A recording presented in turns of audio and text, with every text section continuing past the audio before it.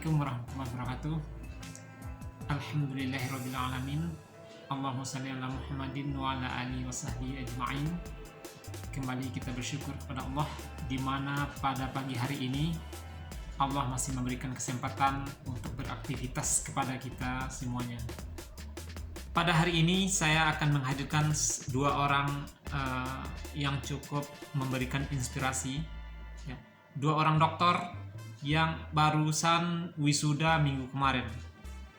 Apa yang istimewa dari beliau? Beliau suami istri yang mampu menyelesaikan studi doktoralnya selama 2 tahun 11 bulan dengan predikat kelulusan adalah cum laude. Luar biasa. Tetapi yang lebih menarik lagi adalah cerita kesuksesan di balik itu. Ya, sang istri ditakdirkan oleh Allah mendapat ujian berupa penyakit yang dideritanya.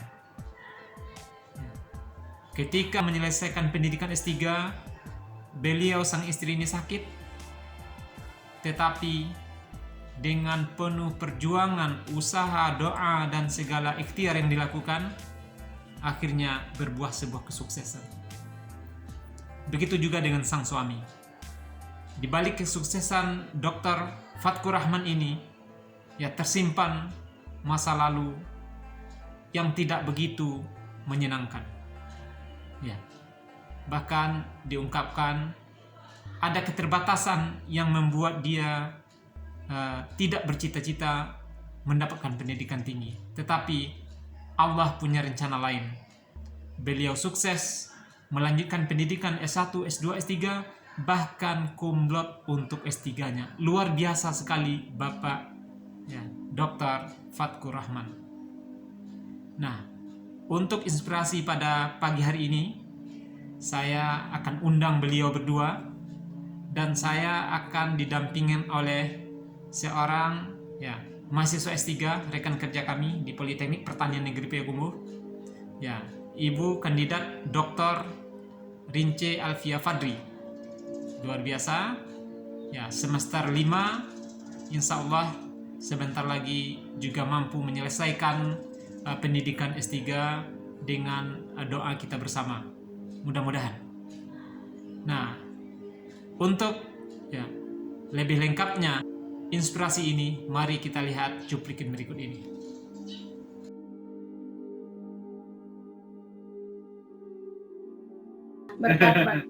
Berkat doa, berkat kemudahan dari Allah semuanya kan, jadinya jalan juga. Sehingga saya waktu penelitian itu terpaksa turun pakai kursi roda. Tapi sekali lagi saya selalu menanamkan dalam pikiran saya, insya Allah ketika saya berusaha, saya pasrahkan usaha itu dalam doa,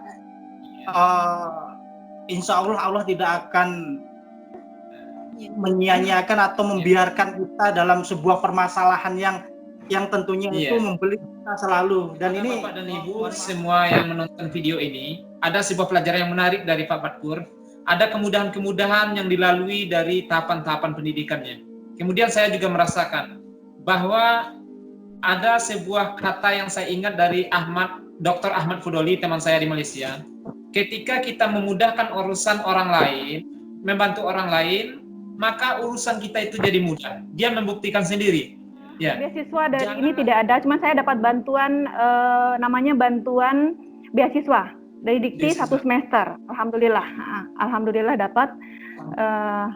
Kemudian yang paling besar itu adalah support pembimbing saya, Masya Allah Pak Edi luar biasa, ya Pak Fatkur. Ketiga promotor, ya promotor dan co-promotor itu benar-benar luar biasa. Dan terima kasih juga pada Prof. Aniza Yusuf, ya yang Malaysia, ya, yang telah memberinya dari Malaysia, yang telah memberikan semua fasilitas saya tanpa, sama dengan Pak Edi, ya, tidak dikenakan biaya sedikit pun, dan itu benar-benar penelitian yang sangat mahal.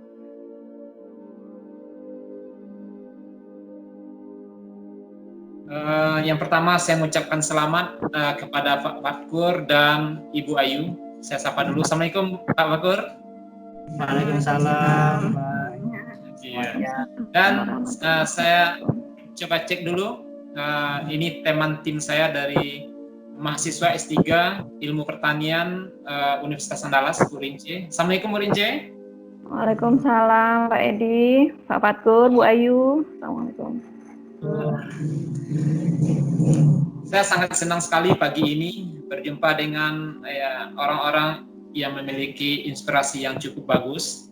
Kemarin saya dapatkan informasi bahwa beberapa hari yang lewat Pak Fatkur dan Bu Ayu di wisuda dengan predikat kelulusan itu luar biasa, kumlot. Betul Pak Fatkur? Insya Allah benar Pak. Alhamdulillah. Alhamdulillah luar biasa.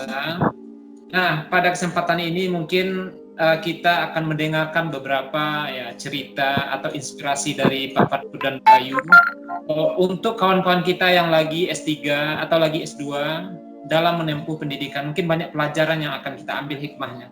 Yang pertama saya minta Pak Fatkur menceritakan mungkin masa lalunya, masa kecilnya, sehingga bisa mendapatkan capaian yang luar biasa pada kesempatan ini. Silakan Pak Fatkur.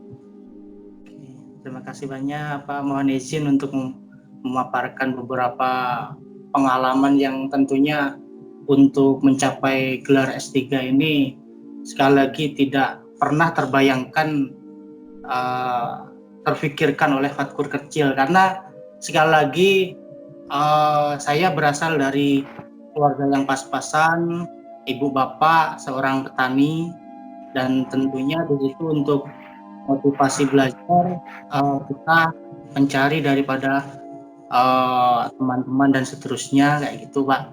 Jadi di sini apalagi dalam prestasi untuk saya sendiri boleh dibilang agak mengecewakan Pak, karena sekali lagi di jenjang SD, MTS sampai aliyah, di situ posisi saya ya boleh dibilang pernah menempati peringkat terakhir, tapi ada satu orang yang memotivasi saya, yaitu kakak saya sendiri yang tentunya namanya Mas Saifur Rahim. Kalau beliau menonton, saya ucapkan terima kasih banyak kepada Mas Saifur Rahim karena sudah memberikan beberapa motivasi dengan diterimanya beliau di IPB. Situ mulai motivasi internal dalam diri saya itu muncul Pak, karena dari SD sampai SMP itu saya dibanding-bandingkan terus dengan prestasi yang gemilang daripada mama saya, mas kandung saya sendiri, Rahim. Sering Fatkur, mamasmu saja pintar, kamu sendiri kok enggak berprestasi. Iya. Apa yang di situ semacam ada perbandingan, dan setelah mama saya bilang santai saja Fatkur, insya Allah kalau seumpamanya Fatkur serius belajar, kemudian apa yang menjadi minat dan bakat Fatkur, insya Allah tetap sukses apapun kondisinya. Tidak usah dengarkan atau cacian atau singkatan daripada orang lain. Yang pasti Fatkur terus harus belajar, punya jalan sendiri, supaya kedepannya bisa lebih bagus. Nah, dari kata-kata itu terjadi perubahan yang sangat luar biasa, Pak. Iya, luar biasa. Iya, mungkin cerita Pak Fatkur ini luar biasa dan ada sedikit kemiripan dengan saya. Iya, benar.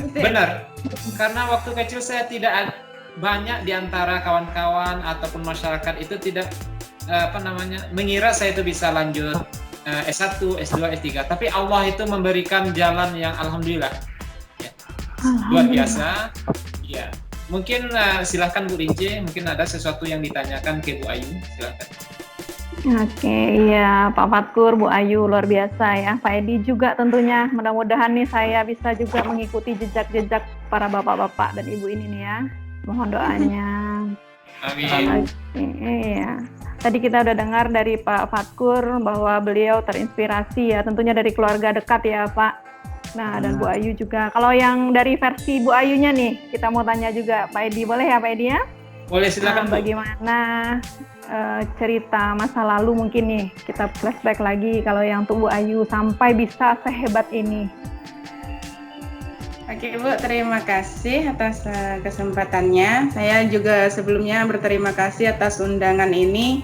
Saya rasa saya sama suami rasanya belum terlalu pantas lah untuk sampai menyampaikan kisah inspirasi. Aduh, kayaknya masih kayaknya belum terlalu wow, tapi memang kalau di atas kertas cerita kami cukup menguras air mata atau membangkitkan motivasi, tapi bagi kami sendiri karena insya Allah ikhlas menjalaninya, rasanya memang biasa aja sih. Oke, kalau cerita tentang kisah masa lalu saya itu berbanding terbalik dengan suami. Saya alhamdulillah background-nya itu memang katakanlah memang dari kecilnya itu murid berprestasi, alhamdulillah. Jadi dari Alhamdulillah. Saya MTS dulu, terus di Alia, S1, S2, memang saya selalu berada di puncak-puncaknya kelas gitu. Kalau misalnya kisah ini dibagikan dari sisi orang yang background-nya katakanlah di bawah, ceritanya versi suami. Tapi kalau dari sisi orang yang background-nya berprestasi, itu ceritanya versi saya. Tapi meskipun begitu, saya bukan yang selalu juara satu, tidak. Tapi misalnya katakanlah selalu masuk rank, terus selalu dipercaya oleh guru untuk ikut lomba sana, ikut lomba sini. Waktu masuk kelas ada kelas unggul juga saya alhamdulillah masuk, terus itu bisa menamatkan kuliah lebih cepat daripada waktunya, dan juga saya alhamdulillah yang S3 ini adalah gelar cum laude ketiga saya karena S1. Luar biasa ini. Luar biasa. Kalau saya versi bisa melengkapi versi saya itu salah satunya versi Pak Fatkur dan salah satunya lagi versinya Bu Ayu, alhamdulillah. Ya, kalau kenapa saya sampai bisa sebegitunya, itu dorongan dari orang tua saya itu sangat mendorong dengan kata-kata sedikit ini. Saya cucu terakhir dari almarhum kakek saya yang seorang tentara. Jadi maksudnya ketika kakek saya masih ada, sayalah cucu paling kecilnya gitu kan. Beliau bilang, ini cucu ayah ini manggil ke dirinya ayah, nanti besarnya jadi profesor ini, katanya gitu. Amin. Iya, insya Allah. Gaung-gaungkan oleh ayah dan ibu saya ke telinga saya dari kecil. Jadi sepertinya ini Pak Edi ya, doa dari kakeknya diijabah ya, insya Allah ya, mudah-mudahan. Sampai dokter sudah sampai tahap ini sudah alhamdulillah ya Bu Ayu sama Pak Fatkurnya. Udah 80% itu pencapaiannya. Insya Allah. Jadi kan sedikit lagi itu ya Bu Ayu. Nyekar tiap tahun kan nyekar ke kuburan almarhum itu. Selalu ada laporannya, ini ayah cucumu sudah semester ini, tahun ini prestasinya ini, bentar lagi udah mau mencapai ini. Jadi semakin itu diulang-ulang selalu di hati kecil saya semakin wah aku harus bisa ini mencapainya benar-benar ini. Jadi motivasinya tambah kuat ya Bu Ayu motivasinya. Cuma tahun ini yang saya belum laporan ke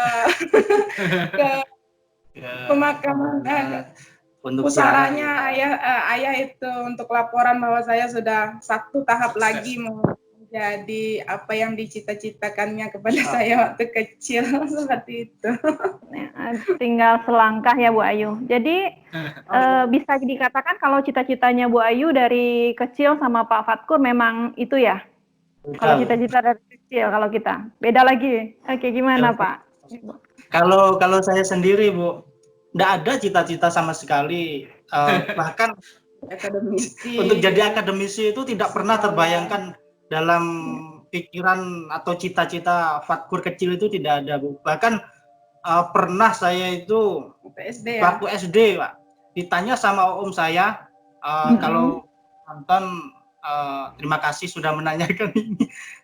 Fatkur, apa cita-citanya? Saya karena anak kecil kan selalu menjawab dengan kepolosan kan Pak. Dan jadi Fatkur bilang nggak mau lagi lanjut sekolah kayak gitu.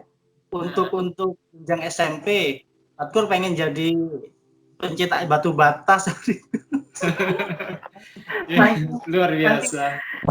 Saking memang benar-benar saat itu tidak ada motivasi sedikit pun untuk sekolah Pak. Tapi orang tua saya tetap ya udahlah kalau seumpamanya nggak mau sekolah tapi tetap didaftarkan. Bahkan waktu pendaftaran di sendiri saya tidak tahu kalau seumpamanya saya sudah didaftarkan Pak sekolah untuk lanjut. Jadi dari situ saya sangat berterima kasih orang tua saya tetap mempertahankan ya, memberikan ya pendidikan ya yang layak tentunya, meskipun seperti itu. Ya, Pak. Di balik kesuksesan Pak Fatkur sudah selesai di wisuda dengan prestasi cum laude. Ternyata banyak orang yang tidak tahu ada sebuah ujian kehidupan yang luar biasa juga di balik ini semuanya. Mungkin ketika saya dengar istri Bapak Ibu Ayu ini sakit. Nah, kira-kira bagaimana cara mengatur waktu ya dalam menempuh pendidikan ini? Mungkin bisa dijelaskan dikit.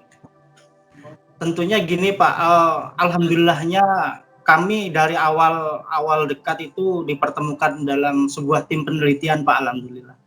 Jadi waktu S2 kami dimasukkan dalam satu tim penelitian yang tergabung di S2, dan di situ mungkin terjadi sebuah kolaborasi yang bagus dari awal ya Pak, sebelum kita memutuskan untuk menikah ya. Jadi memang sekali lagi untuk mengatur semuanya itu tentunya butuh sebuah kolaborasi yang baik.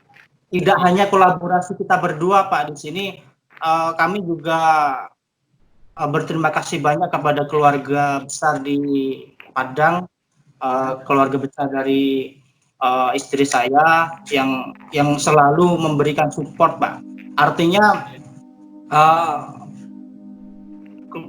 beliau yang ada di Padang seperti adik di Ayu itu ya memberikan waktu yang seluas-luasnya kepada kami untuk menyelesaikan tugas perkuliahan S3 yang tentunya kita sendiri sudah tahu bahwasanya tugas S3 itu tidaklah ringan ya. Dan tidaklah gampang, banyak sekali harus menganalisis sebuah permasalahan dan seterusnya. Di situ tapi saling berkolaborasi dan saling berdiskusi selalu Pak. Itu komitmen yang paling utama, menjaga kekompakan selalu melangkah seiring seiras. Tidak ada yang sedikit pun meninggalkan. Artinya misalkan ketika tugas saya selesai, terus kita berdiskusi bagaimana untuk menyelesaikan tugas istri. Tentunya istri juga menggarap itu semuanya, tapi kita saling berdiskusi supaya master plan yang sudah kita bikin itu dapat terlaksana tahap demi tahap, terselesaikan dengan baik ya. Untuk diketahui pemirsa juga ini Bapak dan Ibu, bahwa Pak Fatkur dan Bu Ayu ini satu bidang, ya, ilmu pendidikan fisika. Jadi mereka ini bisa berkolaborasi di kampus dan bisa berkolaborasi di rumah, betul ya? Silakan Bu Rince, dilanjutkan Bu Rince. Iya, jadi semakin menantang nih cerita Pak Fatkur dan Bu Ayunya, Pak Edi, semakin menginspirasi tentunya ya. Apalagi buat saya pribadi nih Pak Edi. Iya, lagi menyelesaikan S3 disertasi juga ya? Lagi menyelesaikan disertasi, insya Allah, mudah-mudahan Allah mempermudah. Ini sedikit Pak, kalau boleh menyinggung tentang yang ini ya Pak Edi ya, masalah beasiswa ya Pak ya. Selama Bapak dan Ibu kuliah itu ada mendapatkan beasiswa atau bagaimana ya Pak Ibu?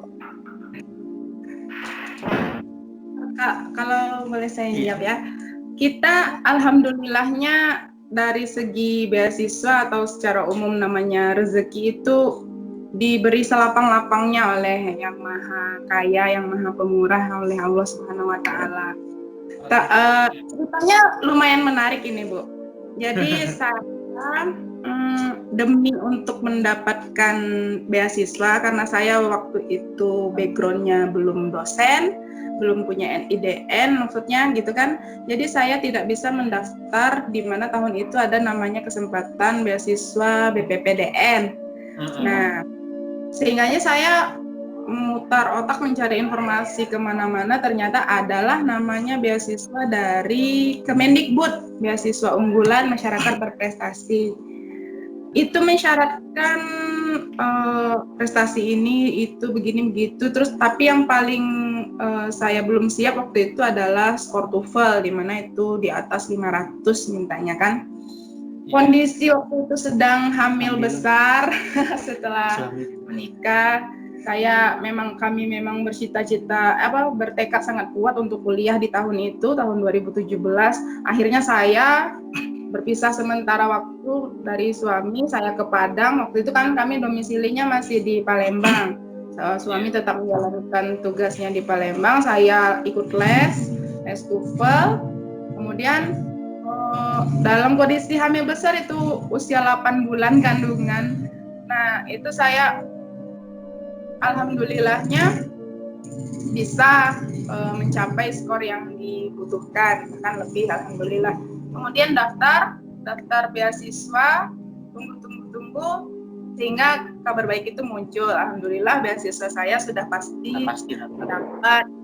Terus kami juga dapat bantuan daripada yang menjadi promotor saya kemarin ini, Ibu Profesor Dr. Festiet. Saat itu beliau adalah Wakil Direktur Pasca Sarjana, mendapatkan surat rekomendasi untuk masuk ke sana. Kami masuk tanpa tes. Nah, itu juga memperlancar urusan beasiswa.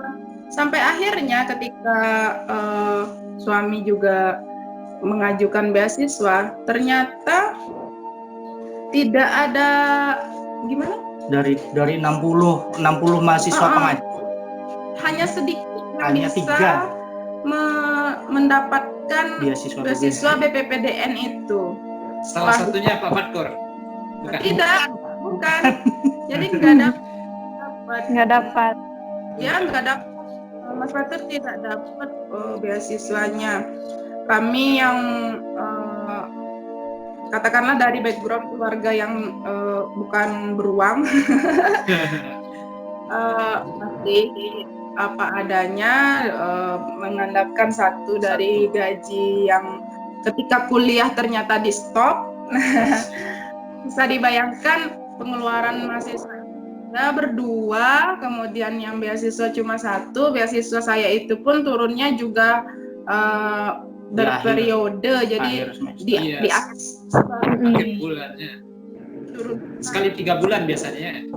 Bukan, ada periodenya saja. Jadi selama 3 tahun kuliah yang dikeluarkan cuma 4 kali, dan ini pun belum keluar yang terakhir. Nah, kemudian menunggu beasiswa itu keluar, akhirnya hutang sana hutang sini. Jadi barengan Bu, masuknya Bu Ayu dengan Pak Fatkur ini ke S3 UNP ini barengan atau beda tahun atau gimana? Dari awal bareng masuknya, bareng jalaninya, bareng setiap step-stepnya juga keluarnya. Iya, alhamdulillah. Insya Allah. Ya. Luar biasa. Luar biasa. Bu Dince mungkin bisa ditanyakan masalah yang lainnya, silakan. Oke, mungkin nih masalah riset boleh ya Pak Edi ya, nih karena memang lagi terbentur-benturnya di situ ya. Mudah-mudahan tidak terbentur maksudnya, tapi mudah-mudahan diperlancar lah. Cerita dong Bu, Bapak sedikit bagaimana suka dukanya, mungkin banyak ya suka duka, terus rumit, sulit, sebeberapa ininya ya, berkerutnya, ya mengkerutnya jidat gitu loh ketika melakukan risetnya. Silahkanlah Bapak Ibu cerita sedikit ke kami, berbagi. Alhamdulillah tidak sampai mengkerut. Nah, nggak sampai mengkerut ya, anti aging mahal ya Bu ya. Karena alhamdulillah kita turun di bidang yang memang passion kita, memang kegemaran kita, memang keahlian kita. Jadi untuk menjalankannya itu, dan lagi kita juga kompak, bisa bekerja sama sekali insya Allah tidak ada terasa berat. Tapi memang dari awal perkuliahan Pak Edi serius melaksanakan dan tentunya juga serius dalam progres kesehatan istri Pak Edi. Karena tadi belum diceritakan Pak, yang mulainya Ibu Ayu ini kapan ini? Atau setelah melahirkan atau baru setahun ini atau kapan ini? Jadi saya itu mulai kuliah sambil mulai menjadi seorang ibu. Kami baru mulai kuliah adalah usia 1 minggu kami menjadi orang tua. Jadi anaknya ya, berarti umur anak adalah sama dengan umur kami berkuliah gitu kan. Nah, saya usia anak itu 7 bulan, saya mulai periksa ke rumah sakit karena gejalanya itu terasa sejak waktu hamil sebenarnya. Nah, ternyata divonis memiliki, kalau boleh diceritakan itu saya menderita kanker adenokarsinoma. Itu letaknya di rektum. Jadi itu mempengaruhi digestif saya, sistem pencernaan, sangat mempengaruhi terhadap buang air besar ya, kalau mohon maaf kalau menceritakan hal yang seperti ini. Nah, itu kondisinya itu sebenarnya terhadap penyakitnya ini sendiri tidak mempengaruhi saya secara fisik. Jadi saya tetap bisa kuat, saya tetap bisa menjalankan aktivitas berbagai macam apapun. Cuma pengobatannya yang bikin saya lemah. Pengobatan ya. Kemoterapi ya?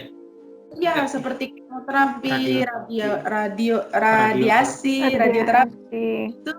Justru itu yang bikin kondisi fisik saya melemah, menurun. Saya jadi tidak bisa duduk, ya. Saya tidak bisa duduk, Pak, Bu. Nah, saya melihat foto waktu di depan lab fisika itu, waktu itu Ibu pakai kursi roda, benar? Itu kuliah atau gimana? Ke kampus atau apa? Memang nggak bisa jalan? Fase penelitian. Turun ke lapangan ngambil data. Itu saya tidak bisa jalan karena setelah kemoterapi. Jadi reaksinya terhadap tubuh saya setelah saya kemoterapi itu kaki saya lemah lunglai. Bisa dikatakan saya merasakan apa yang orang penderita stroke rasakan. Jadi saya nggak bisa memerintahkan kaki untuk berjalan, tangan untuk bergerak itu nggak bisa. Jadi saya otaknya aja yang bisa jalan. Karena saya segan sama dosen yang kelasnya saya pakai untuk penelitian kan kebetulan saya juga nekat juga ngambil penelitian di awal semester. Cuma karena kami ini emang pasangannya nekat. Iya, nekat dan luar biasa berarti Pak ya. Aja gitu. Ya udahlah, kalau pola pikir kami itu kalau tidak dicoba sampai bagaimana kita bisa tahu batas diri kita kayak gitu kan. Mungkin ini yang bisa memotivasi mahasiswa-mahasiswa lainnya yang sedang berjuang disertasi atau tesis itu juga. Kalau kita nggak mencoba, kita nggak tahu respon yang kita dapat terhadap apa yang kita capai itu. Jadi kami nekat mencoba itulah kalau bisa dibanggakan itu disitulah letak kegigihannya. bisa terjadi gitu Iyalah. kan. Nekat mencoba, toh jadinya jalan juga. Berkat bantuan, berkat doa, berkat kemudahan dari Allah semuanya kan. Jadinya jalan juga, sehingga saya waktu penelitian itu terpaksa turun pakai kursi roda, dan karena kami memang sebidang, sebenarnya yang jalan itu waktu itu justru yang menjalankan penelitian saya itu suami. Jadi saya sebagai bentuk tanggung jawab saya terhadap dosen yang kelasnya saya pakai, karena penelitiannya di perguruan tinggi, saya tetap hadir seperti itu. Makanya memaksakan diri lah judulnya. Sampai Kolaborasi yang promotor itu, kalau sakit kenapa harus turun juga ke lapangan? Tapi itulah berbentuk tanggung jawabnya. Saya nggak enak, sangat merasa nggak enak kalau pakai kelas orang tapi tidak dipertanggungjawabkan gitu kan. Benar. Ada yang menarik juga nih Bu. Walaupun hari ini saya berjumpa secara tatap muka dengan Pak Fatkur, tetapi wajahnya udah familiar ini. Kenapa? Karena saya juga penelitian di lab fisika sama Bu Desi di XRD itu. Dan tapi sekali lagi saya selalu menanamkan dalam pikiran saya, insya Allah ketika saya berusaha, saya pasrahkan usaha itu dalam doa,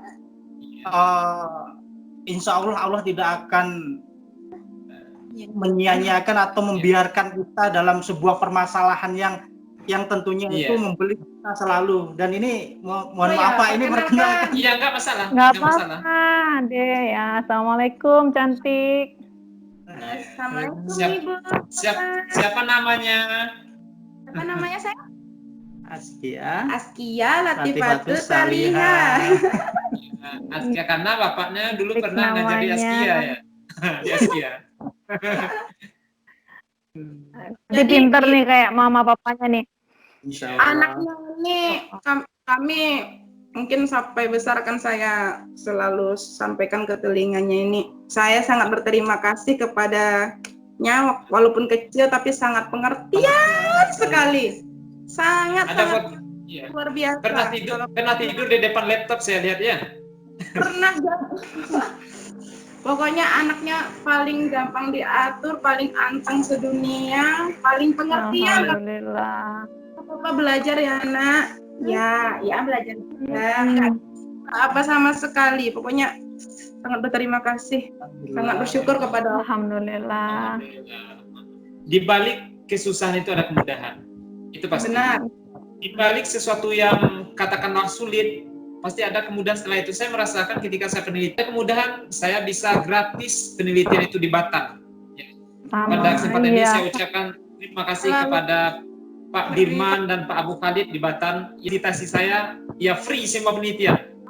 Beasiswa dari ini tidak ada, cuma saya dapat bantuan, namanya bantuan beasiswa dari Dikti 1 semester. Alhamdulillah dapat. Kemudian yang paling besar itu adalah support pembimbing saya, Masya Allah Pak Edi luar biasa ya Pak Fatkur. Ketiga promotor ya, promotor dan co-promotor itu benar-benar luar biasa. Dan terima kasih juga pada Prof. Aniza Yusuf ya yang Malaysia, ya? Yang telah memberinya dari Malaysia, yang telah memberikan semua fasilitas saya tanpa sama dengan Pak Edi ya, tidak dikenakan biaya sedikit pun, dan itu benar-benar penelitian yang sangat mahal karena menggunakan alat-alat yang canggih ya, seperti LC-MS, ya, GC-MS, HPLC seperti itu, HPLC, dan itu ratusan sampel yang saya tidak sedikit pun dikenakan biaya dan tidak minta bayar. Hanya kita beliau menyediakan waktu semaksimalnya dan kita bolak-balik ke labnya dengan leluasa. Nah itu benar-benar beasiswa yang datang dari Allah, Pak Edi ya Pak Fatkur. Alhamdulillah, kita banyak bersyukur ya. Pak Fatkur, sedikit mungkin bisa diceritakan tentang risetnya sekilas dan publikasinya. Silakan Pak Fatkur. Oke, terima kasih banyak Pak.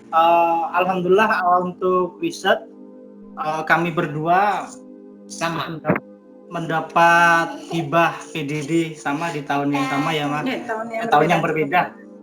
Di tahun yang berbeda dan di sana sekali lagi memang Fatkur di selama kuliah di UNP itu banyak menemui orang-orang yang baik, Pak.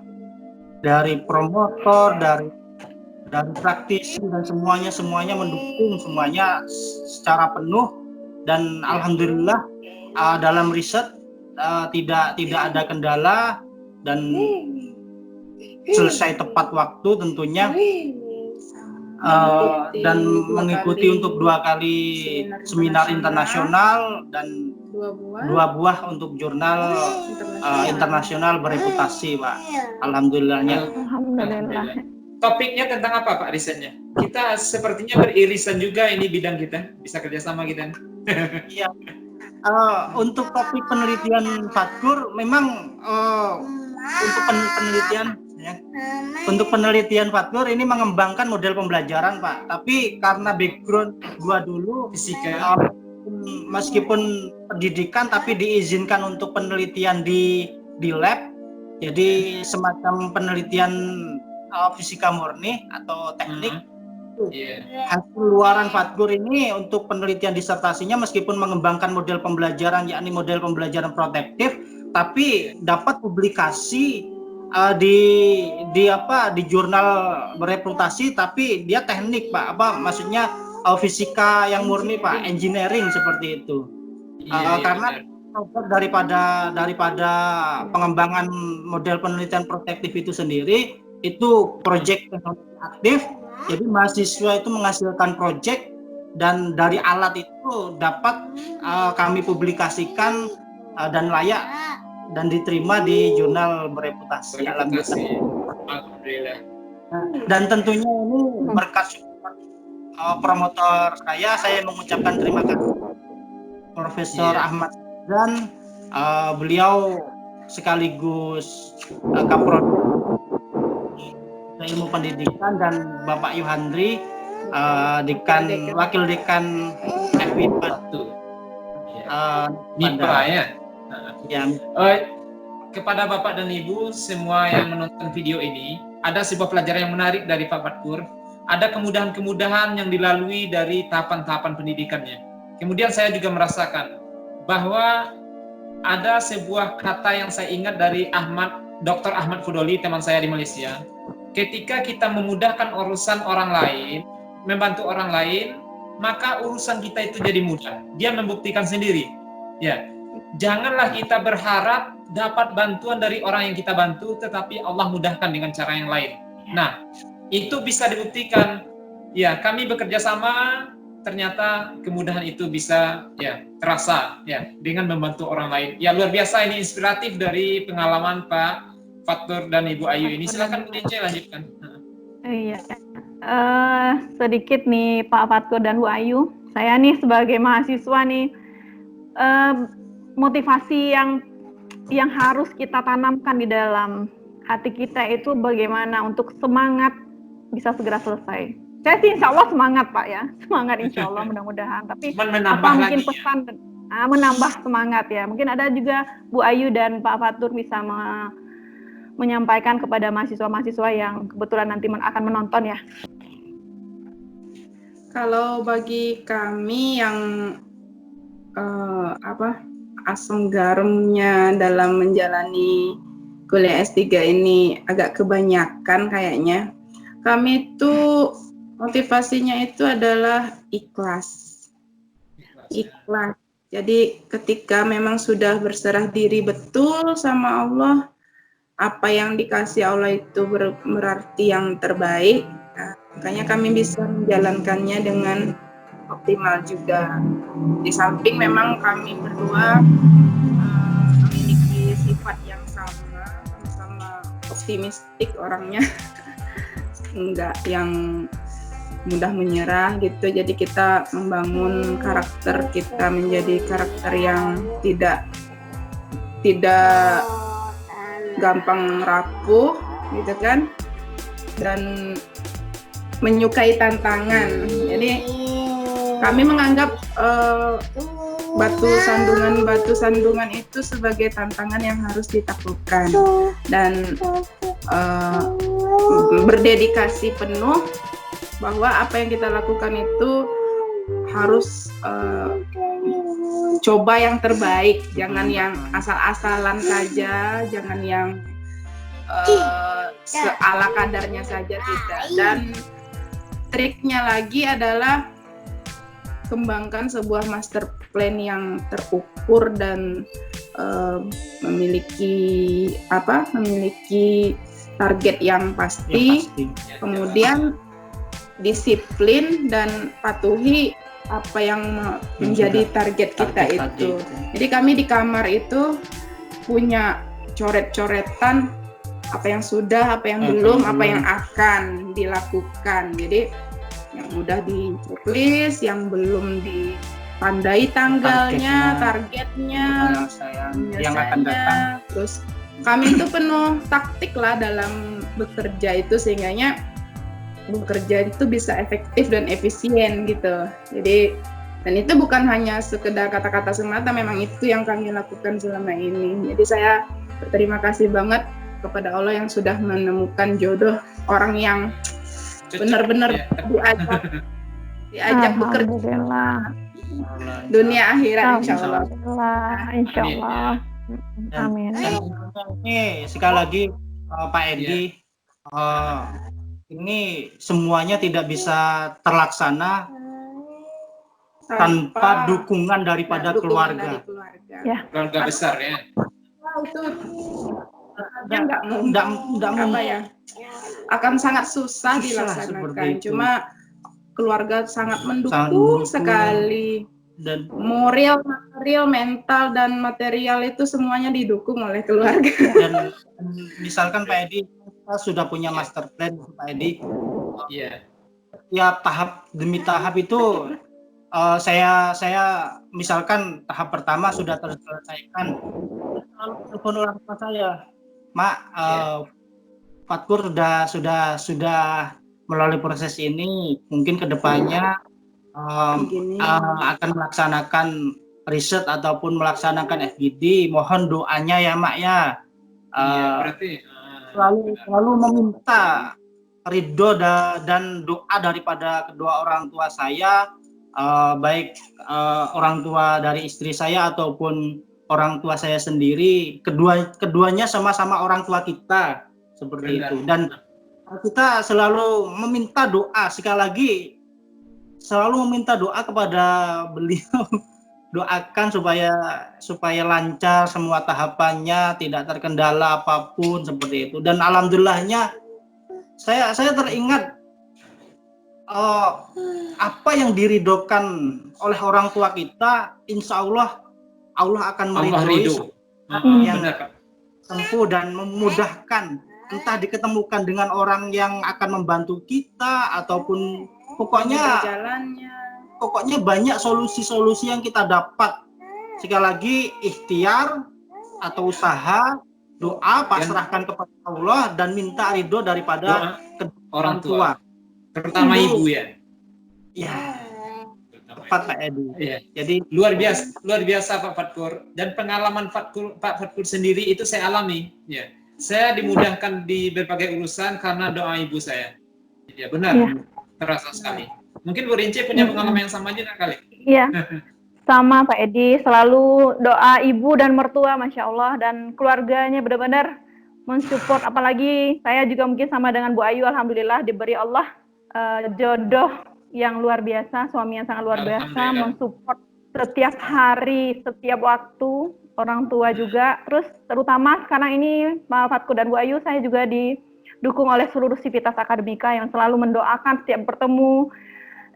Ketua jurusan kami nih Pak Edi, Pak Fatkur, Pak Edi sebagai kajur juga, kajur yang lama juga, ketua prodi dan semua teman-teman yang di prodi dan jurusan, pimpinan Politani, semuanya memberikan support yang luar biasa dan itu menjadi obat penguat buat saya untuk tetap menjalankan sendiri, menyelesaikan sendiri yang tahun 2018 daftar sendiri Pak Edi, tidak ada teman berbagi suka duka, beasiswa tidak ada, jadi semuanya benar-benar sendiri. Dan ternyata dukungan itu luar biasa, Masya Allah. Jadi insya Allah dia Bu Rinci ini mengikuti jejak Pak Fatkur, insya Allah ini. Amin. Kami menunggu. Yang terakhir ini Bapak dan Ibu, tolong minta semacam motivasi buat kawan-kawan ini yang lagi berjuang. Silakan Bu Ayu dan Pak Fatkur sampaikan sedikit motivasi. Ya, mungkin motivasi yang sudah disampaikan udah banyak. Ini fokusnya gitu ya.